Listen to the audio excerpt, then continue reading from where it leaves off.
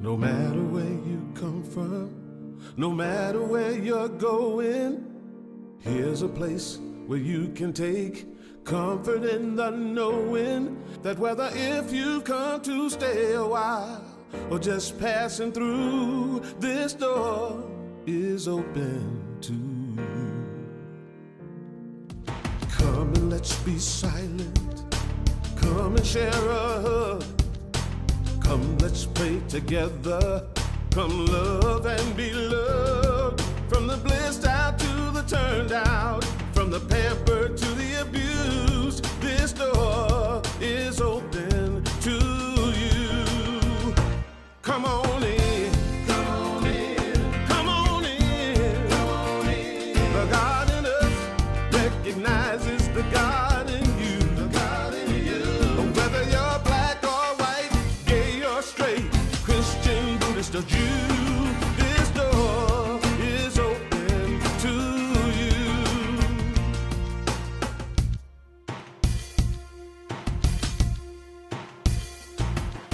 If there's some kind of trouble or pain you're going through, know that you are not alone and someone cares for you. As an individualization of divine point of view, this door is open to you. This door is open. This door right here, this door is open to you. Is open for you. This door is open to you. This door is open. I'm talking about this door. This door is open. I said this door is open to you. Come on in. Come on in. Come on in. Come on in. The God in us recognizes the God in you. The God in you. Whether you're black or white or gay or... This door is open for you. It's good to see each and every one of you this morning, and I see somebody over here brought an owl. I'm not sure why, not a real one, but you never know. Well, there you go. Well, welcome to each and every one of you this morning, and we turn and welcome our live streamers. We want to welcome those of you that are joining us. These virtual doors, these literal doors are open to each and every one of you. We always begin our time together in prayer. I invite you to join in an opening prayer. As we turn our awareness within, we greet this day in the spirit of gratitude. The scriptures remind us to enter into the courts with praise and thanksgiving. When we enter into the awareness of gratitude, it connects us with what is right here, right now. It connects us with the presence of our very life, the presence that enlivens all creation. Today we open to a sense of purpose. We explore what it means to live with a transcendent purpose, what it means to be alive, held within a transforming purpose. We open our heart to this today that we may be blessed in order to be an even greater blessing. And for this time together, we're truly grateful. Thank you, God. And so it is. Amen. It's wonderful to see each and every one of you this morning. I would just remind you, if you'd turn your cell phones off or put it on airplane mode, that helps keep our airwaves clear, and it helps keep things in here clear. We're so blessed to have a wonderful Sunday school program with two reverends here, Gabby and Barbara Ann. And so if any of our children, young people, if our youth are in here who would like to be a part of the Sunday school program, as they head over, we're going to give them this blessing that says, we love you, we bless you, we appreciate you, and we behold the divinity in you. So together, to our young people, we love you, we bless you, we appreciate you, and we behold the divinity in you. Have a wonderful Sunday school experience this morning. We again welcome each and every one of you. We're so blessed to have this amazing band. Our music director, Richard Schulman, is off for the summer, most of the summer. He'll be back a couple of weeks. But have no fear, we have the incredible David Washington with us. He's going to...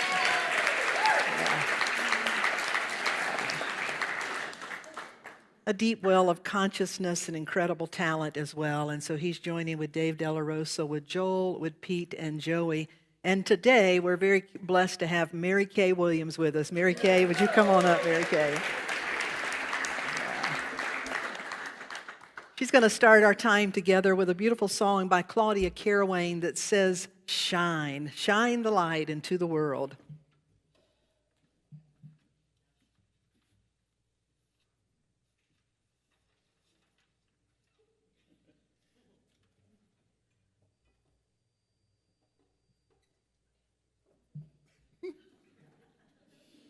I don't want the cord to knock back.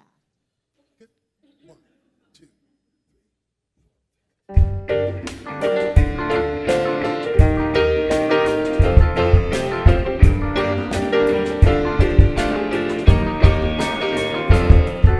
Shine light into the world.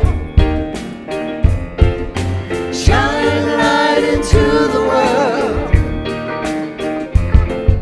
Shine light into the world. Let it shine. Oh, let it shine. It is time for one and all to live the dream, answer the call. There is enough love in your heart. Change the world, you change the world. Shine light into the world. You got to shine light into the world. Oh, shine light into the world. You got to let it shine. Oh, let it shine. One by one, we plant the seed. Wherever there's a need, we are the very hands of love, reaching out into the world. Shine light into the world. Shine light into the world. You know you got to shine light into the world. Oh, let it shine, let it shine. We reach a place in our human evolution. People get ready for the love revolution. For every problem there is a solution. Now is the time to put on your shine. Where is God in the midst of tragedy? Living in the hands and hearts of humanity. Answer the call and love will set you free. Now is the time to put on your shine. Shine into the world. Oh, let it shine, let it shine. Shine light into the world. Let your love shine. Let your heart shine. Let your love shine. Shine light into the world. Oh, you got to let it shine light into the world. Oh, shine light into the world. You got to let it shine. Shine light into the world. Oh, you know, the time is right. We must unite to fight the fight, brothers and sisters. Shine your light. Oh, shine your light. Oh, the time is right. We must unite to fight the fight, brothers and sisters. Shine your light. Shine your light. Brothers and sisters, shine your light.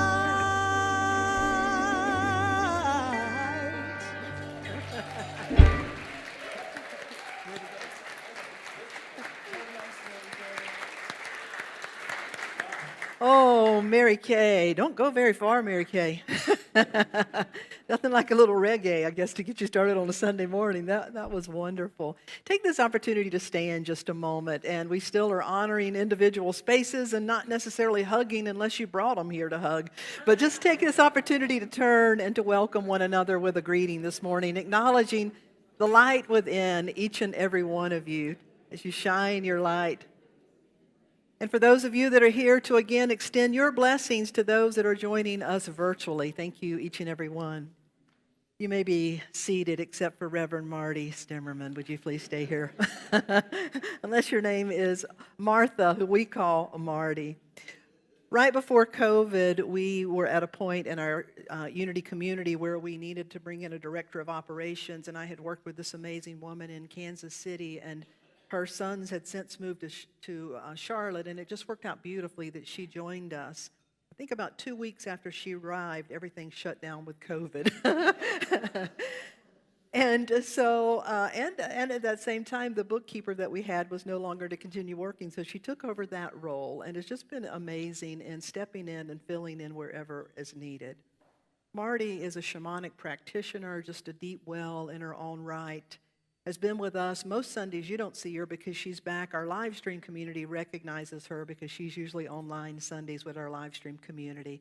I've asked her to introduce herself today by sharing a reading with you. Would you welcome the Reverend Marty Stimmerman?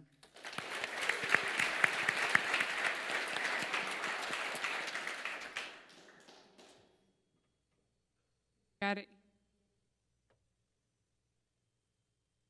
Yeah, there's some sort of ring that they're working on, so just pretend you don't hear it for the moment. First, I wanted to share when we were talking about the theme today of being purpose. I thought of who I only had the chance to meet, but his light was so phenomenal that he really left an impact on me just through that one "Hello, how are ya?" That came through, and this is a little memento from his memorial service, and on the back of it is a quote from the Course in Miracles. "I am the light of the world. That is my only function. That is why I am here." Me, that just sums up so much of why all of us are here. I have recently come across a man who has become one of my favorite poets. His name is John Rodell, and he's from my home state in Wyoming. And he writes just beautifully about the process of living this human life and connecting to spirit at the same time. And this just seemed like a beautiful poem to share with you today. You are somebody's front porch to God. You are someone's doorway to mercy. You are the world's threshold to kindness. You are my entrance to letting go of regret. No pressure, but your life is a gateway to peace for both strangers and friends alike. Whether you realize it or not, empathy has chosen you to turn your heart into a welcome mat for others. This is the purpose of your life, to let your existence become a candlelit veranda of hope for the rest of us to gather on during the long night. Thank you, Marty.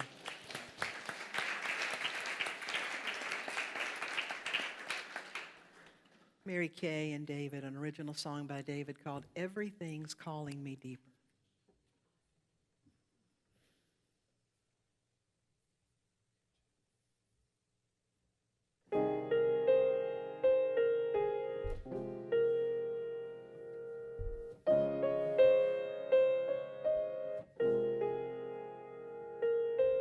Everything's calling me deeper to the heart of love, the heart of love.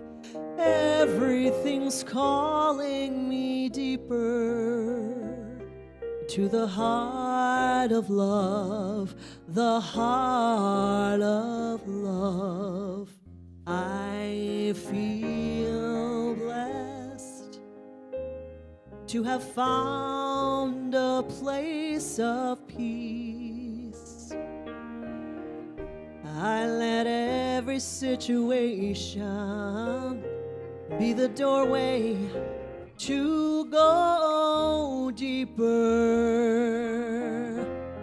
So when I look around and see my world in confusion, I have to start within me so I can bring the peace I know. Everything's calling me deeper to the heart of love, the heart of love. Everything's calling me deeper to the heart of love, the heart of love. From the great mystery turns one perfect duality. An empty hand turns it round and round and round and round and round. Is the conflict I see simply complementary? If it were fully resolved, would the fabric of our lives be dissolved? Be that as it may, I'm here and I have my part to play. With my biased conclusions, I spin round and round and round and round and round and round. I see my world and feel its pain within me. So I find what is mine to do while living in the light.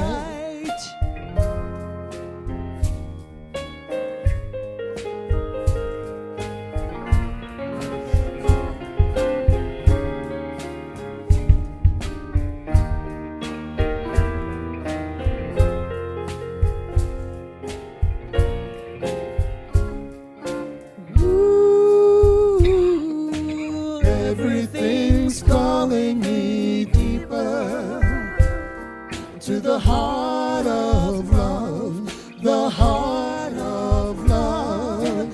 Everything's calling me deeper to the heart of love.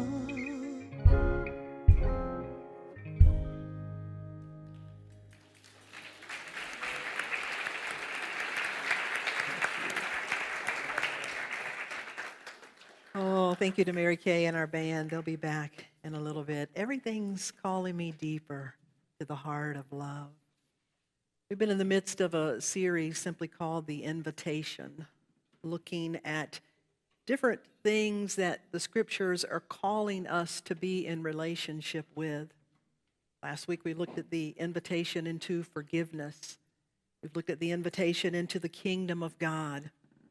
Today we're looking at the invitation into transcendent purpose.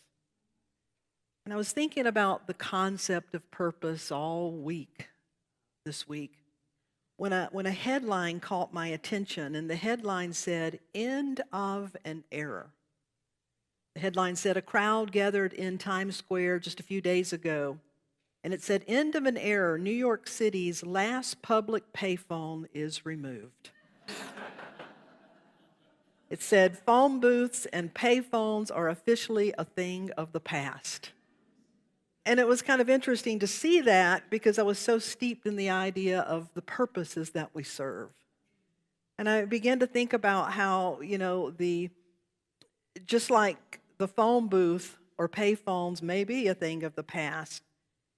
We've transitioned from the horse and buggy to an automobile or different form of transportation. We've transformed from the sundial or an hourglass to a clock, perhaps a timepiece on your arm or on your phone.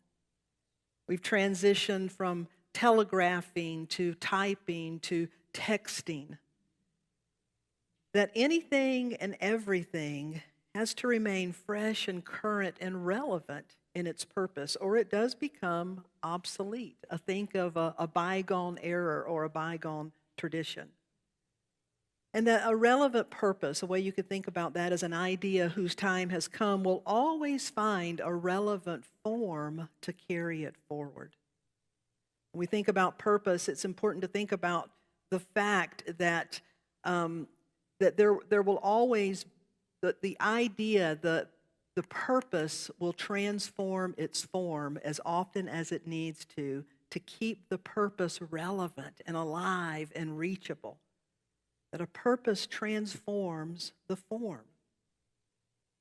And so I ask you, how fresh and current and relevant do you feel in relationship to your purpose? And does your purpose feel like it is transforming your life? In Proverbs 19:21, it says, "Many are the plans in a person's heart, but it is the Creator's purpose that prevails." What does it look like to live with our life to be in sync with what we could call the Creator's purpose, the most prevailing purpose, which is certainly transcendent and is definitely transforming our lives? I also was thinking about that last week when I was in a conversation with someone who said they would soon be turning 70 soon, and they said, "Yeah, I've almost figured out my purpose and what I want to do when I grow up." and we both chuckled at that. And I thought about, there's a difference between finding our purpose and living with a sense of purpose. So often we feel some pressure around. I remember when my nephew was about halfway through his first 4 years of college, and he had declared his major and all of that, but he was feeling such pressure trying to figure out what was his purpose in life and what did he want to do the rest of his life. That's a lot of pressure to place on yourself. But I find that even many adults, many mature adults, still seem to be grappling at times with, well, what is my purpose? And so perhaps one of the first things we can do is open that up a little bit. Because when we narrow it down to say, well, what is my purpose? This singular thing, this giant thing, this thing that can be very elusive, we can wind up missing the whole point of realizing that every day is to live a life of purpose, on purpose. That when you open it up and you don't get so stuck in exactly how it may look, but if you engage into the bigger idea of purpose, that my life, as Robert Burns said, the purpose of life is a life of purpose. When you look at it like that the purpose of life is a life of purpose, well, then it becomes not this one thing or one avenue in which you show up, but it becomes a way of being and how you are in relationship to everything in your life. So today we look in at that, the invitation into a transcendent purpose, a purpose that transforms, living with a sense of purpose that you can imbue in everything you do, and ideally that informs everything that you're doing. D.H. Lawrence said, "We are not free when we're doing just what we like. We're only free when we're doing what the deepest self likes, what our soul likes. And there is getting down to the deepest self, and it takes some diving. The deeper commitments to live at that level of purpose." Anytime I think about purpose, I am really drawn to the life and the story of Sir Christopher Wren. Some of you may recognize that name. He was an English architect many years ago in London, probably one of the most famous architects, because when the great fires came through London, he was responsible for rebuilding many of those buildings and for St. Paul's Cathedral.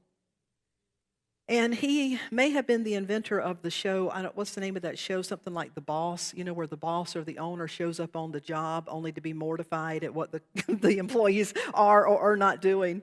Well, Sir Christopher Wren really had a passion for what he created. And so he would often walk the job sites, and people didn't know who he was. And he tells a story of one day he was walking, they were rebuilding this incredible cathedral in London, and he's walking among the workers, and he stops, he sees a guy there that's working, and he says, "Tell me, sir, what do you do? What are you making?" And the guy stopped, and he said, "I make about $1 a day." And he told him how much money he made. And he walked a little bit more, and he saw another guy doing the same thing, and he said, "Excuse me, fine sir, what are you doing? What are you making?" And he said, "Oh, I'm making a window." And he was talking about the task at hand that he was engaged in. He continued to walk a little more, and he saw yet another guy doing the same thing. And he said, "Sir, tell me what you are making." He said, that man stopped and looked him in the eye and said, "Have you not heard? I am helping make the greatest cathedral in the world." Now that person was connected to a purpose that was bigger than the task at hand, a purpose that was meeting the need, a legitimate need. We need to make a living. We need to do those things. But he was connected to all of that and something else. Well, to be connected with a transcendent purpose, with a prevailing sense of purpose, is to realize that whatever you are doing, you are always a conduit. You are always serving a purpose, whether you realize it or not. There's another scripture in Proverbs that says, "The purposes of a person's heart are deep waters, but the one who investigates draws them out." The one who really investigates that, what is the purpose, what am I doing, and why am I doing this? If we also look at the scriptures, there's a lot to be said about Jesus in relationship with purpose. As the scriptures go, after Jesus was baptized and the story of the dove appears, you may remember that the next thing that happened is Jesus went into the wilderness for 40 days. The number 40 is symbolic for as long as it takes. It's a period of transformation, of completion. In this symbolic story, Jesus encounters these different things that are like tests, but what is happening is it's a time in his life where he's really discovering, what purpose am I serving? And he comes to say, but it's for this purpose was I sent. He didn't say I was born for this reason, or I'm not sure why I was born. He said, I was sent for this purpose. And he's saying that I was sent to magnify, to make evident all that God is, to glorify God, to make evident all that God is. That time in his life was a time of really connecting with the transcendent purpose. If you look to the Buddhist tradition, the story of the Buddha under the Bodhi tree, who had been so disillusioned with life and with suffering and really wanted to connect with what's the meaning of it all. Why am I here? What's the bigger purpose? And as he sat in contemplation and meditation day after day after day, as the story goes, Mara, in the Buddhist tradition, Mara, M-A-R-A, is the equivalent of Satan or the devil, and it's the adversary. And so as he was sitting, Mara, the adversary, is just throwing darts and shooting things at him. And the scriptures say that whatever came his way just basically turned to a flower and fell to the ground, meaning that he wasn't engaging it. But he was still not getting there. He was still just struggling somewhat, until finally it's like the outside pressure became so big. And then the famous pose and the final step that he took, the Buddha simply put his hand to the ground. And in that statement, he was saying, the purpose of my life, the purpose of my being is I am connected to all that is. I'm connected to something that is even greater than I am. I am here to serve that purpose. And it was at that moment, it says, that he awakened into a greater sense of enlightenment. And so in our lives, I believe that each of us are called really to be in harmony with the purpose of our soul, the prevailing purpose, as we could call it. So today I'm offering a statement, an affirmation, a prayer, however you choose to engage it. That if you work with this, I believe it'll help you connect with your transcendent purpose. Everyone there's a saying in the indigenous traditions that says we all need something to believe in, something to love, and something to do. And the reason we need those is because it connects us with a sense of purpose. Well, a way to engage that is that to say, I offer my creations and contributions to God and the greater good with love. I offer my creations and contributions to God and the greater good with love. Now, I'm well aware that for some of you, the word G-O-D is a trigger. It's because of an old idea. And so if that doesn't resonate with you, then perhaps it's I offer my creations and contributions to the greater good, to my soul, the greater good, to the highest power with love. However you say it, but we're going to use I offer my creations and contributions to God and the greater good for love. So it calls us to look at our creations and our contributions. I ran across a story about a man. It said he wrote a letter to the IRS.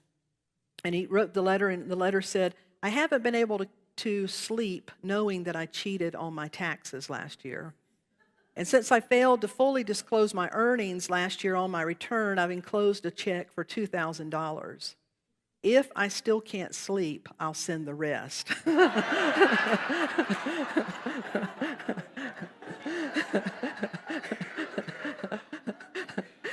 We can all relate a little bit, you know.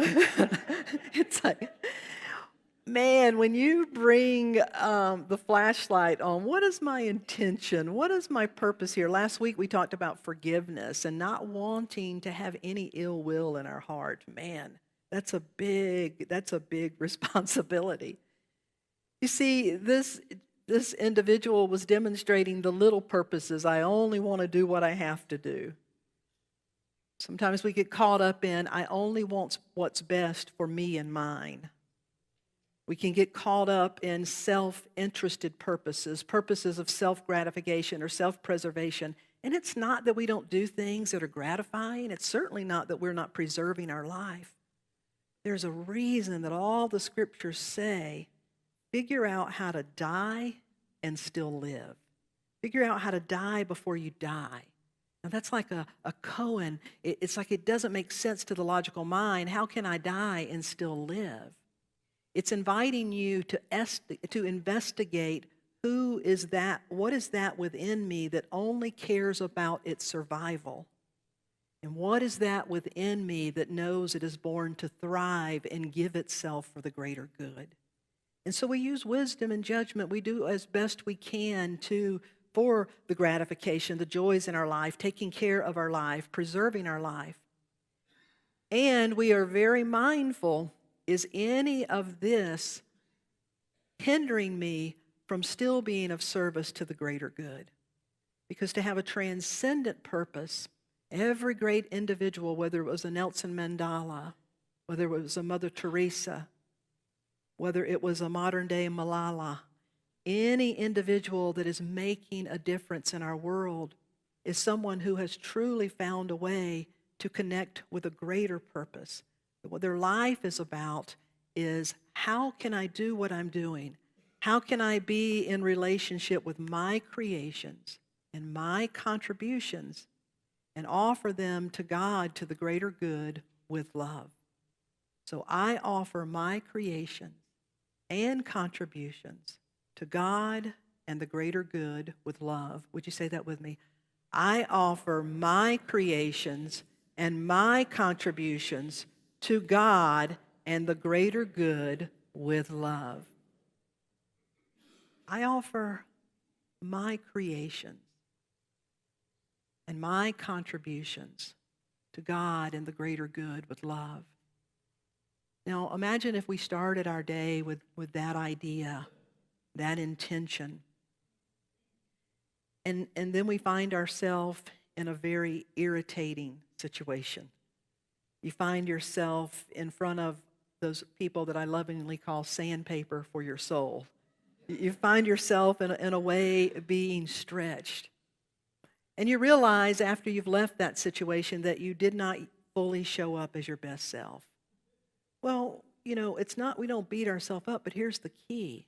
When you start shining the spotlight, when you start bringing awareness and noticing, I really wish I would not have said that. I would have preferred to have done this. What would it have been like if I did this? When we start bringing awareness to it and taking the time to say, in my creations and my interactions, I really wasn't bringing forth the best. I honestly can see how that I just got reduced down to serving some small purpose. I got really scaled down to something that doesn't matter in the big scheme of things. And in your own way and in your own heart, you offer that up. You offer that up as a prayer and ask for help, ask for guidance. It becomes a presence that becomes self-correcting in your life. Have you ever noticed that wherever you go, there you are? You ever changed relationships or changed jobs or changed churches or changed this or changed that only to find out that you're facing the same things that you tried to get away from, that wherever we go, there we are? And so if we become very intentional in bringing awareness, loving, gentle awareness, not the, coulda, shoulda, harsh on yourself, but holding a light to what we're doing and holding the awareness that I really want to be willing to be an instrument of light and love and for the greater good. That's like planting a seed that the universe can grow and work with. And you'll be amazed how things will begin to line up, how opportunities and things will be presented in front of you to give you the opportunities to experience those things. In 1959 in Chicago, a man whose family had made their way to the United States from Greece, I believe. His name is Leo Stefano. 1959, Leo had not had the best relationship. He didn't really have an opportunity to have a good relationship with his father. And he had a son, and his son was growing quickly, and it was really important to him. He wanted to have a good relationship with his son. And in Chicago back in 1959, one of the very popular things were the ice cream trucks. They'd come through the neighborhoods, and his little boy loved ice cream. And one day, he almost got caught up in traffic because the little boy just took off and was running after the ice cream truck. And Leo said it just terrified him, just that thought. And so in a prayerful time, he said, I want to be connected with my son. I want to be safe, just help. That was his prayer. Well, Leo was a store owner, and he said he just happened to notice the next day the ice cream truck came by. He thought, what would it be like if kids didn't have to chase trucks? What would it be like if I could have them in my store? And so within a matter of time, he was able to figure it out, and he started packaging these ice creams that people could come into the store, and he sold at a very reasonable price. And that was the beginning of Dove ice cream back in 1959. But the thing about it is it engaged his son. His son, Leo, told his son that whatever we do, son, whatever we do, because it began to grow and prosper, whatever we do, we always want to wrap it with a loving intention. We always want to do it with a purpose that is not only helping us, but other people. So today, his son owns Dove chocolates. And if you've ever noticed, have you ever opened up a Dove chocolate? They're wrapped in what is called an inspirational wrapper. Because their philosophy is whatever you do, wrap it with inspiration. And so it's a beautiful story, a true story, of how a simple prayer and intention to do something that is helpful and yet offering it up to say, I want this to be helpful, I want it to serve in such a way. And can you imagine the opportunities that have been presented to Leo and to his son? Because now they're very successful. They have access to a lot of resources. They have the opportunity to use those resources for good. Just a few years ago, they started an initiative as a part of their family and their program that they now have grants for women in countries where they're cultivating the chocolates. They're helping those individuals. And it's all because they truly believe whatever you do, let it be wrapped with an inspiration, with an intention that let my creations and my contributions serve God and the greater good with love. Another story that you may be able to relate to. This happened just last summer in, I believe it was Athens, Georgia. There was a woman in Athens, Georgia, and she was retired. She stayed at home. And after COVID had, last summer, it was starting to lift a little bit, but things were still not clear. And she had found that after being sequestered and being inside, her spirit was really, really low. She said she even found herself thinking, well, is this the end of my life? Am I just done? She was not connected to any sense of purpose, no joy in her life, just not feeling it. And she said, and then when I turned on the television and then when I see all the things that are happening, I just started feeling overwhelmed, like, what in the world can I do? How do you connect and make any meaning and difference in this? And so she said, I offered up a prayer and just said, God, I need to feel a sense of purpose. I need to feel and really be purposeful. And if my life can't be helping something, then I'd really rather go on. She said the next day she was out. She had some beautiful rose bushes in the front of her house in Georgia, and she was out cutting those rose bushes. And all of a sudden she heard a voice, and a young man said, excuse me. And she turned around, and it was a student from the college who was walking by, and he said, excuse me, could I have one of those roses? And she was trimming the rose bushes, and she said, sure you could. And he walked over, and he was going to pick up one that, was dying that she'd cut off, and she said, oh, no, son. And she cut some nice roses, and she said his face just lit up.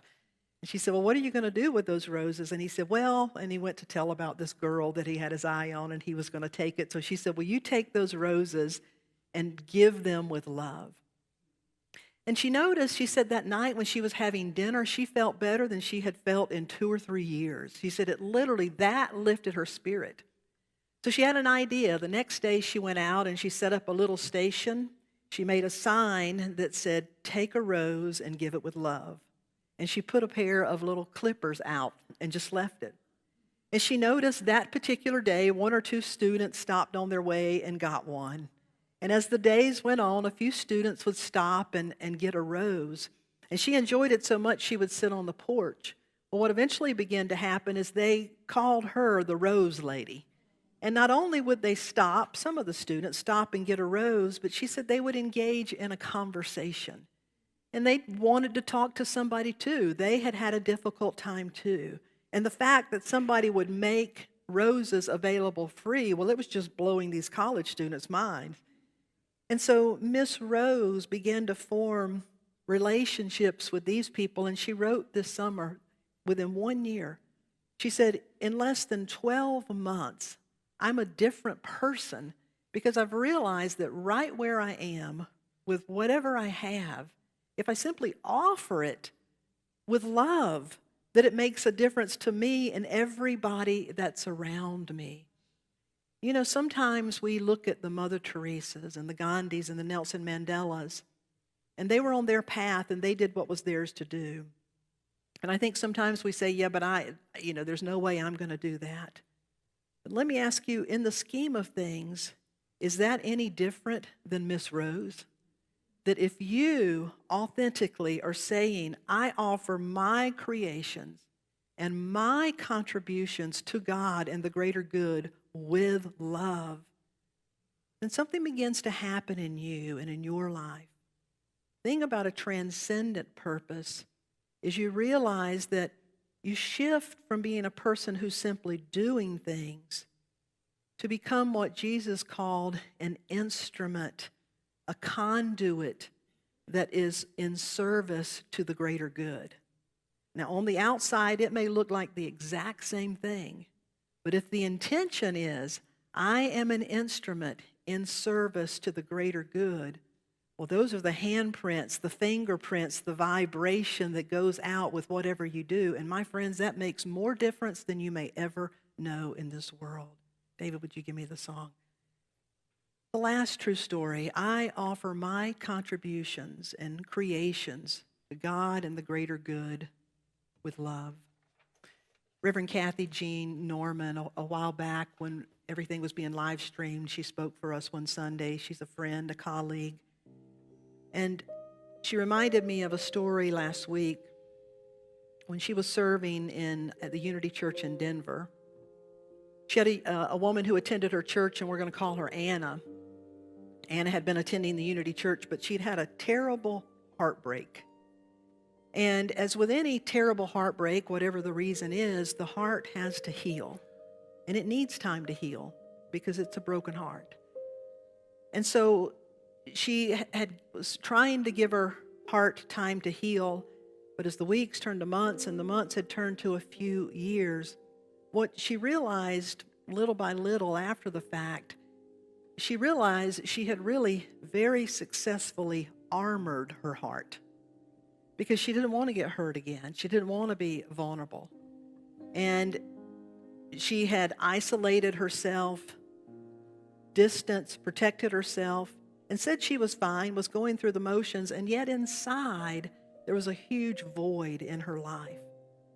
And as she was showing up in church week after week and hearing things, and she just began to realize that I'm armoring my heart here. And she was realizing that it was preventing her from fully participating in life.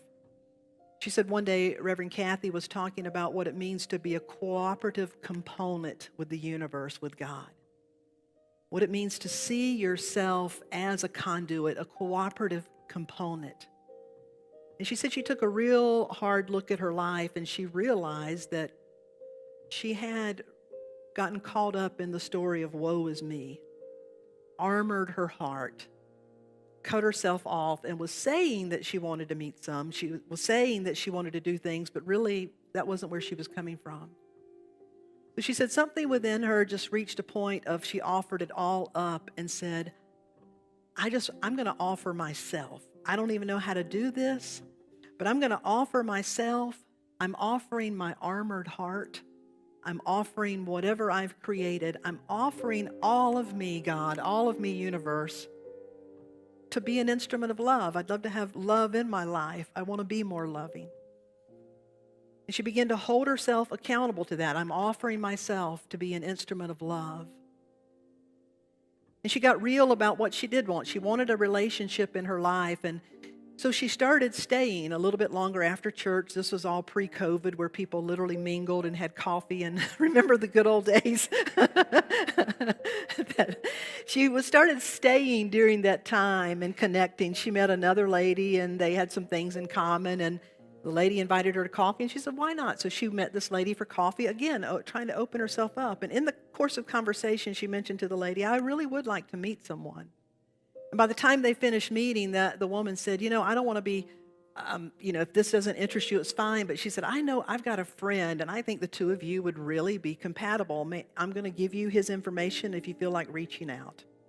And she said she put it away and thought, no, I'm not ready for that. But then he was telling the universe, I'm offering myself. I'm offering myself here. So after grappling with it a couple of weeks and continuing to work with, I'm offering myself to love and to be an instrument of love.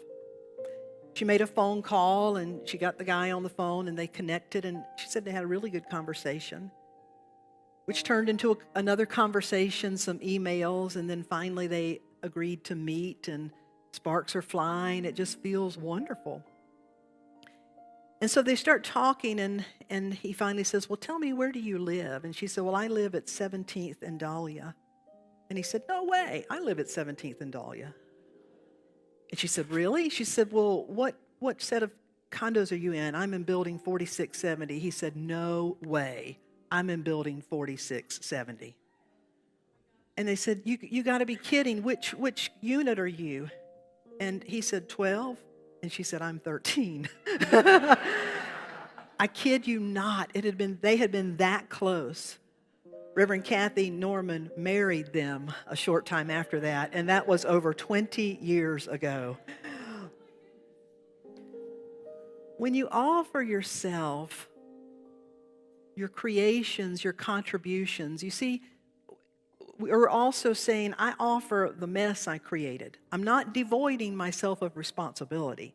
I'm taking ownership. But I'm offering it up because I realize the story does not have to end here. I'm offering my creations. I'm offering all that I am. I'm offering that to God and the greater good in love. How many of you would be willing to work with that idea some this week? That I offer my creations, my contributions to God and the greater good with love. Let's anchor that in a time of meditation. This song by Aaron Drucker says, "You are the heart, you are the hands, you are the voice of spirit on earth, and who you are and all you do is a blessing to the world. You are the heart, you are the hands, you are the voice of spirit on earth, and who you are and all you do is a blessing to the world. You are the heart, you are the hands, you are the voice of spirit on earth, and who you are and all you do is a blessing to the world." I invite you to close your eyes. We close our eyes and turn our awareness within.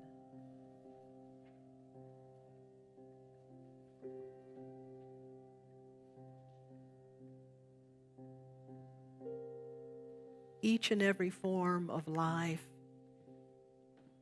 has imbued within its seed, within the very idea, its pattern of being. It has purpose. The acorn knows its purpose is to become the oak. Every form of life is imbued with its own purpose, and it's the same with you, and it's the same with me. We are never devoid of purpose. Because just as every creation, the purpose is to fulfill the divine idea. Our purpose is the fulfillment of our being as the image and likeness of God. It's to take it from an idea of potential and have it be a living, breathing reality. Today we open to our capacity to cooperate. We open to our ability to be in relationship with our purpose as we recognize that it does transform us. And in that, it allows us to become the way where greater good unfolds, where greater ideas take root and come to life, where a greater sense of connectedness to who we are and how we can live from that awareness shows up wherever we are. And so we offer our creations. We bless our contributions, the things that we do, what we contribute. And we begin now to see them as much more than a single task or a responsibility, something on a checklist. But it becomes in service to the greater good, in service to love, in service to the fulfillment of our divine potential. When we engage all that we are and all that we do with the intention of having it serve the greater good, and synchronicity begins to happen, new opportunities begin to open.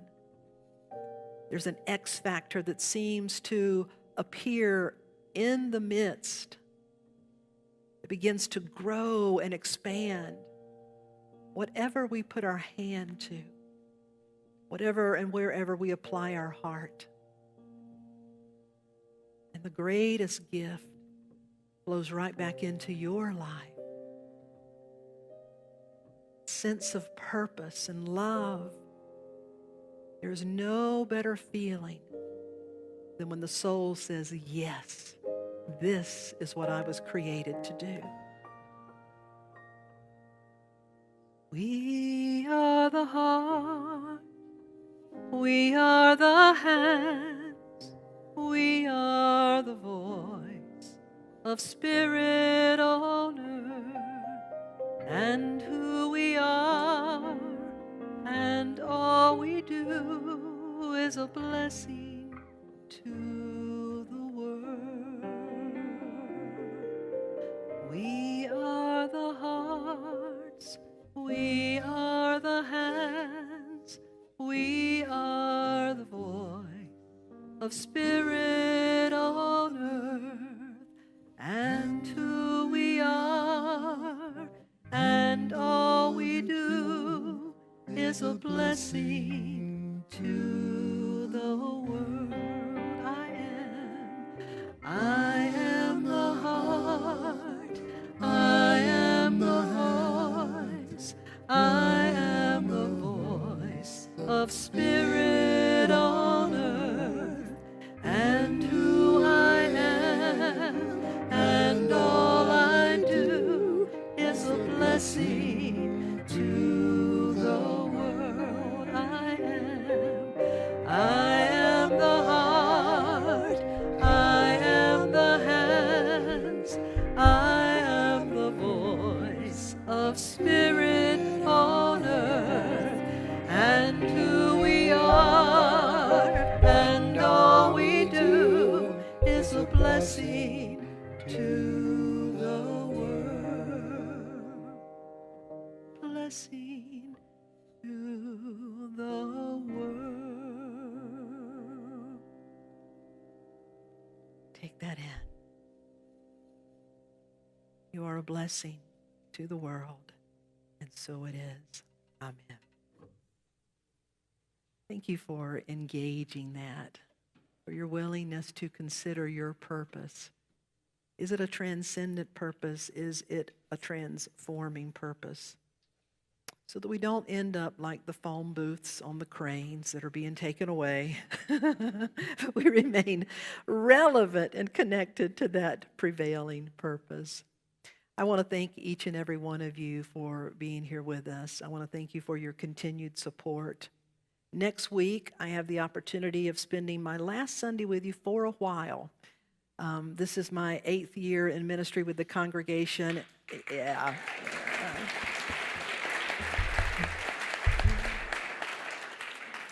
My other ministries that I've served have been transitional. I've gone there and worked with them leading through transitions, and this was the one I felt and I knew that it would be longer term.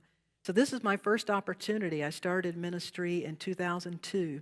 So 20 years later, this is my first opportunity for a sabbatical. So starting June 20th, I have that opportunity, which I'm guided to write and rest and do those things.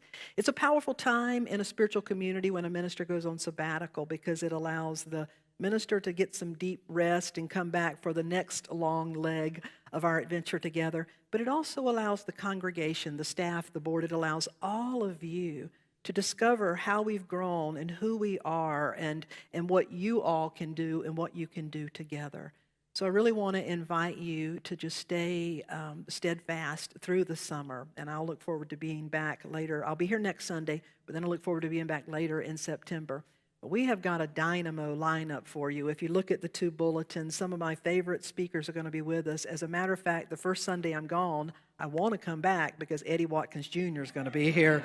So you're going to be having just a great opportunity with some dynamic speakers. Reverend Erin McCabe, who's one of the youngest ministers in the Unity movement. She's at Unity Village Chapel. She's going to be here with her little 4-year-old daughter, and she's just an amazing, and that's just a couple. Reverend Jim Rosemergy, I know some of you really enjoy Reverend Jim, who's in retirement, but we've coerced him out of retirement to be here for about 3 weeks during that time. Some of our very own speakers. So again, you're going to be in really good hands, and I look forward to come back and joining you and end of September. And then in October, we're having our very first ever homecoming retreat. And we're going to do a shout out to a lot of our virtual viewers. We now have members that are members of this congregation, virtual members who live outside of the area. Some of them way outside of the area, like California. But I already know of folks in California and Seattle and Colorado and different ones that are going to be coming here in October to join us for a homecoming weekend. So the registration opened up. Donna Bricky, where are you? She's on the back seat. She does all of our web stuff. She supports our team and all of our web stuff, and she got that up and going.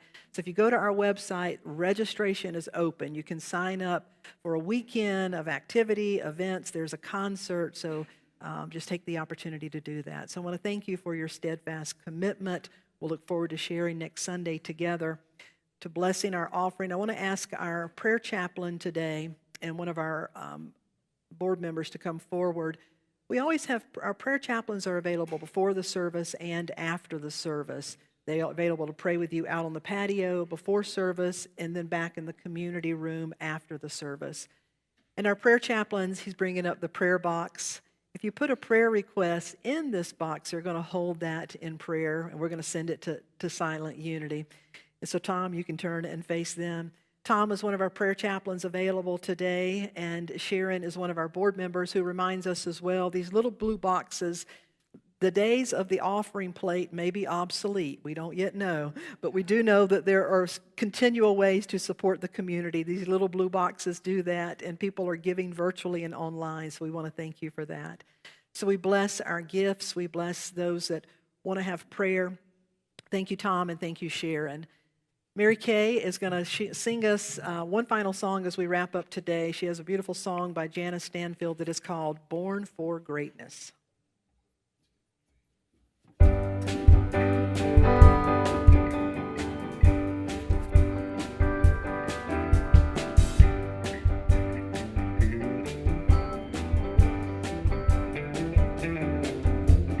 Look into a child's eyes. Tell me what you see. Reflections of the hopes and dreams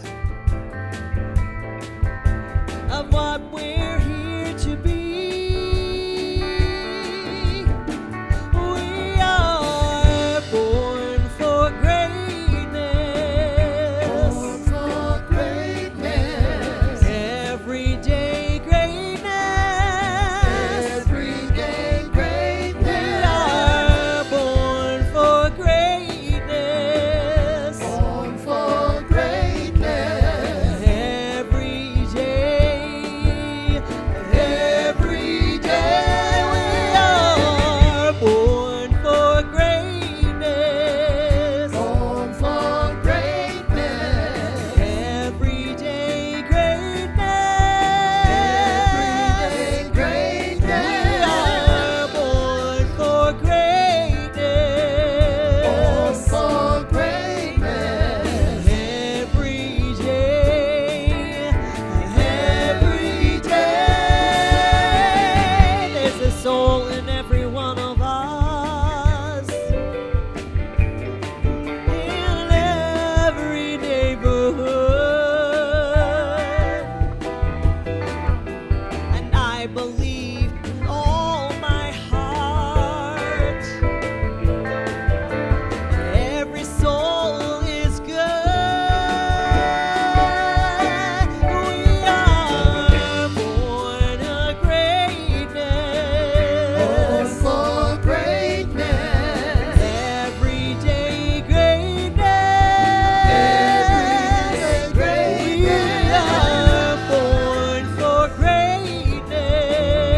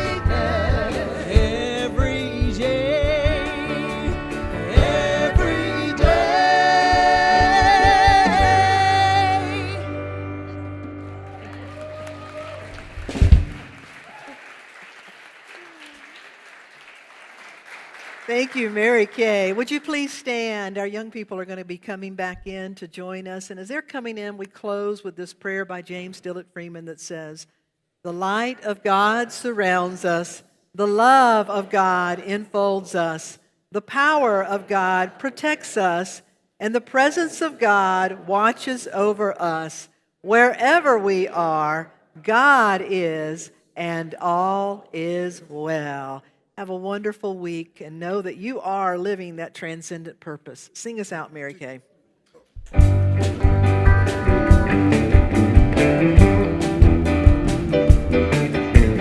Look into a child's eyes. Tell me what you see. Reflections of the hopes and dreams